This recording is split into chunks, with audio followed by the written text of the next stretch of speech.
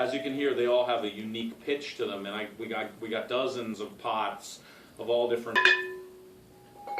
And because they have a lot of overtones and they're kind of dissonant, we ended up using a lot of these in some of the more eerie.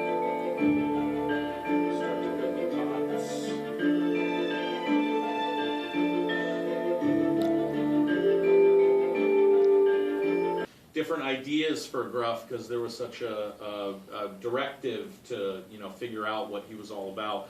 But we knew that we were going to need something big. Obviously, in this world, he's a big, looming character. He's the largest animal in this world.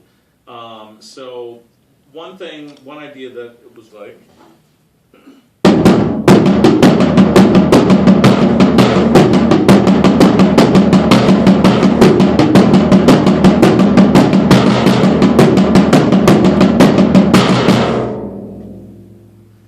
So you can tell even in this room, which is a pretty sonically dead room, it has a big, loud impact to it, and that's something that I think is very noticeable in the film.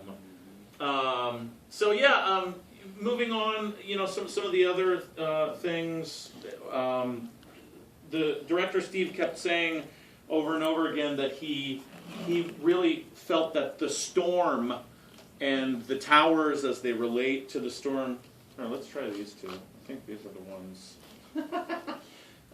The storm was actually a character in the film, so one of my goals was to find a sound specifically for the storm. And this actually opens the film. It's the very first sound that you hear, and you can buy these things online. I think they're less than $1. They're actually meant for kids.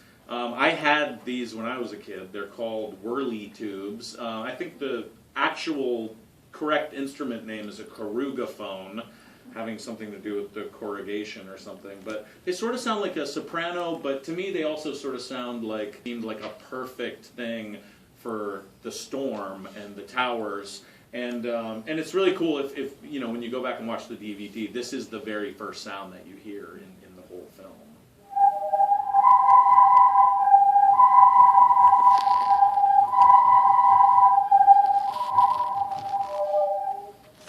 Do you have the opening cue? The beginning of that cue was actually my favorite instrument that we came up with for the film. I actually developed this with the percussionist who worked with me on the film, Joe Siders, and I call it the dulcitar. And I knew that I wanted to use acoustic stringed instruments on the film because I have a big background in that and alternate tunings and is this idea, and it's really cool. It actually takes two people to play it, and we use these dulcimer hammers, which are normally used to play hammer dulcimer, as you might imagine. They look kind of like salad tongs, but they have a beautiful salad tongs in a pinch. Absolutely, or chopsticks, right? But anyway, so we'll give you a little demonstration. Basically, he hits the strings with these, and then I finger the guitar, and sometimes I can strum the guitar and stuff too, and then it creates a percussive yet still melodic effect. 1, 2.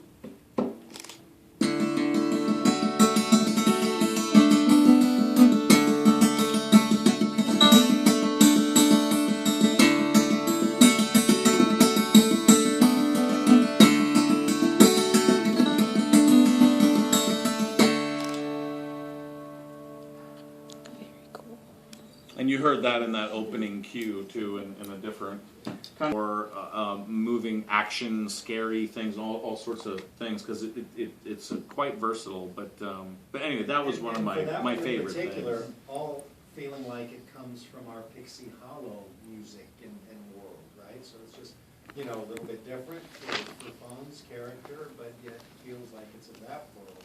I would say more so than the sounds for Gruff. And even Nick's for that matter. Yeah, and it's the only melodic thing, really, too, among. That's an idiom, right? Isn't it? Yeah. Held together with tape and That's right. Duct tape and string, but one of the biggest challenges was coming up with a sound for Nix's character. The obvious place to go for her would be military type instruments, marching, snares or bugles, whatever, things like that. But the director actually told us specifically to stay away from any military kind of instruments because he really identified with the character, and she's actually not a bad guy in the film. She, you know, cares just as much about. Liana had found these pipes and rigged up these things to play all these pipes, and we actually had even more than this strung up. It's very simple. It's basically just copper pipes and chrome pipes. We would kind of listen to them and see if they had enough, you know, volume and tone that we thought we'd be able to record it and hear it. But it ended up working out perfect because when you play them, especially quickly, they have a lot of action and motion to them, and she's in a lot of action scenes. You see her swooping around all the time in the film. So I have a question for you. Yeah. Did anyone ask you when you were going through the hardware store not to hit their pipes? Excuse me, sir, could you stop that? Then demonstrate this for you again, and then I think Brett can play a little example.